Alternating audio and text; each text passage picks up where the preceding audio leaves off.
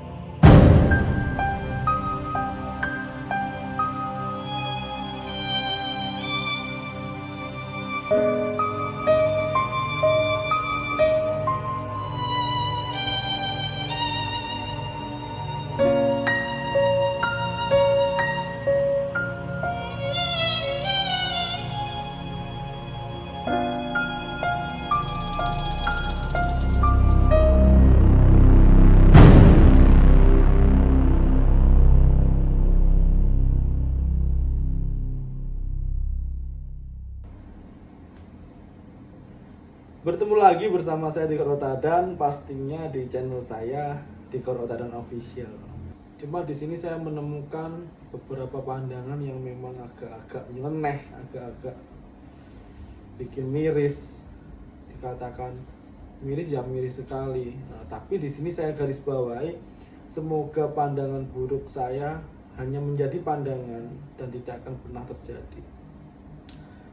Saya melihat ketika di pantai itu konslet ya, aku nggak ngerti teman-teman membahasakannya konslet atau apa. Aku melihat ada gedung gede yang diserbu massa. Jadi saya kurang paham di sini semacam apa. Yang jelas seakan-akan massa ini tidak terima dengan keadaan ataupun hasil dari yang diputuskan. Jadi saya berpesan kepada siapapun, sebenarnya membela itu boleh, asalkan kita harus tahu tempat, ruang, dan waktunya. Karena di sini banyak sekali orang-orang yang tidak tahu menahu, tiba-tiba dia ikut keramaian di situ sampai adu mulut, bahkan ada yang membawa senjata tajam hingga ada darah di situ. Itu pandangan yang pertama. Di pandangan kedua, ini tentang alam. Aku lihat ada dua gunung yang akan berasap. Aku nggak ngerti ini disebutkan dengan modus gembel atau apa. Dan ini lebih besar. Jujur saya shooting ini pun dipaksa itu sama Iris. Saya sebenarnya tidak mau shooting ini. Saya hanya menyimpan buat saya pribadi. Lalu dia terlalu menekan. Ini Iris, fotonya kan di sini. Dia nekan malam-malam ini saya harus shooting dan saya harus menyampaikan. Memang ada dua gunung yang menjadi bencana. Kalau bisa, pandangan saya hanya pandangan kosong dan jangan sampai terjadi, itu aja. Terus aku melihat lagi ada satu tokoh yang lumayan terkenal. Dia berpulang di akhir tahun, laki-laki, berbadan kurus, tegap. Kalau dikatakan tokoh politik atau tokoh apa, kalau dilihat dari penampilannya, tokoh politik. Tuh, berarti sudah berapa pandangan ini? 1, 2, 3. Jujur aku udah pengen nyampein di sini. Aku udah pengen nyampein karena gimana ya, antara duka, antara sedih itu jadi satu. Aku pun bingung bahasanya menyampaikan itu seperti apa. Intinya saya berpesan kepada siapapun, tahun ini setelah 1 Suro ini memang bukan tahun main-main, tahun sangat-sangat keramat.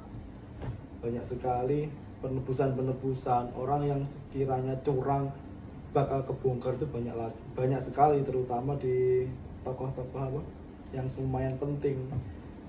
Misal ya dia penggelapan apa gitu, tiba-tiba ada artis yang kelihatannya tidak ada apa-apa gitu, flat-flat aja, tiba-tiba dia ada berita kasus penipuan.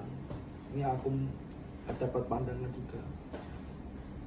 ngomong-ngomong tentang artis, ini saya bingung karena saya ngomong sendiri, mau ngomong ke kanan atau ke kiri. Jadi ngomong sama Haris saja. Di tahun ini tuh ada artis, dia lumayan, ya namanya artis jelas lah lumayan terkenal. Dia berpulang mendadak, usianya itu muda. Aduh, namanya itu depannya sama-sama seperti saya. Jadi saya takut menyampaikan, inisialnya ada T-nya, tapi bukan saya. Jodoh kematian itu di tangan Tuhan. Ada kabar duka dari artis tanah air, inisial T. Aduh, aku lagi ngomong inisial T, rasanya hatiku dududududu. Karena namanya sama, saya juga T, tapi janganlah. Semoga hanya pandangan buruk dan tidak terjadi, guys. Tadi gimana ya kok belibetan, mulai dari itu. Terus pandangan saya, aku lihat ada beberapa daerah, terutama kodenya ini ada batu tinggi yang dilompat-lompat. Ada gempa besar, lumayan besar, sekitar 8-9 pandangan saya. Jadi kode daerahnya itu ada batu yang dilompat-lompat, itu kodenya, lumayan besar. Aku miris lihatnya.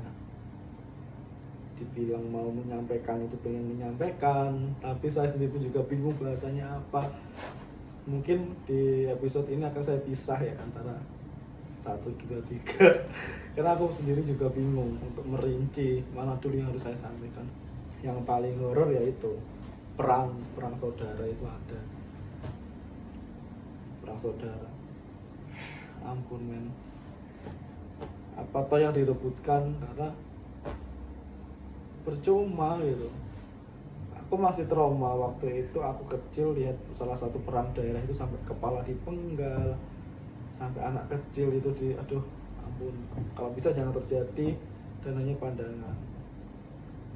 Ketika aku di Parangkusumo kemarin, di salah satu titiknya, aku melihat banyak sekali malapetaka di jalan raya di tahun ini. Jadi kecelakaan beruntun itu banyak sekali. Aku lihat juga ada beberapa truk.